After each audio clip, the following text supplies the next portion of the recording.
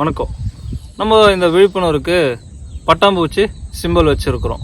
நிறைய பேர் கேட்குறாங்க, ஏன் பட்டாம்பூச்சி சிம்பிள் வச்சுருக்கிறீங்கன்ட்டு. நீங்கள் பட்டாம்பூச்சி பார்த்துருப்பீங்க, இதோட உருவாக்கம் கவனித்து பார்த்துருப்போம். நிறைய சிட்டியில் இருக்கிறவங்களுக்கு தெரியல, அவங்க படிச்சுட்டு இருப்பாங்க. இது உருவாக்கம் கவனித்து பார்த்தோம்னா இது ஒரு முட்டையிலேருந்து உருவாகுது. இது போல் முட்டை, கம்பளிப்புழு, அதுக்கப்புறம் கூட்டுப்புழு, 4வதா பட்டாம்பூச்சி.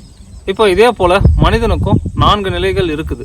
அடிப்படையானது என்னன்னா, இந்த உணவு, இனப்பெருக்கம் இதுக்குள்ளேயே முடிஞ்சிடுச்சுன்னா இதை நம்ம தமஸ்ன்னு சொல்கிறோம். இதுதான் முதல் நிலை. ஒரு முட்டை போல் இது இருக்கும், அவ்வளோதான். இது முதல் நிலை.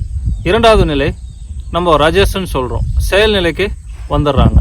இந்த செயல்நிலை நம்ம ஏதோ ஒரு உயர்ந்த நோக்கத்தில் செயல் செய்கிறது. அடுத்து நம்ம 3வது நிலைக்கு பார்த்தோம்னா சத்துவம். இது ஒரு சாந்தமான நிலை. இந்த நிலைக்கு வந்துட்டா அவர் ரொம்ப அமைதி ஆகிடுவார். ஆனால் இந்த 3 நிலையும் மக்கள் எல்லார்கிட்டையுமே இருக்குது, ஆனால் கொஞ்சம் மேலே ஏறி இறங்குது. இப்போது இந்த 4வதாக இருக்கிறது விழிப்பு நிலை. இதுதான் நம்ம சுதந்திரம்னு சொல்கிறோம். இதுக்கு தான் நம்ம பட்டாம்பூச்சி சிம்பிள் கொடுத்தோம். இந்த 3 நிலைகளையும் நம்ம ஒரு சமநிலை உருவாக்கணும்னா இது விழிப்பாக நம்ம விழிப்புணர்வுக்குள்ளே போயிட முடியும்.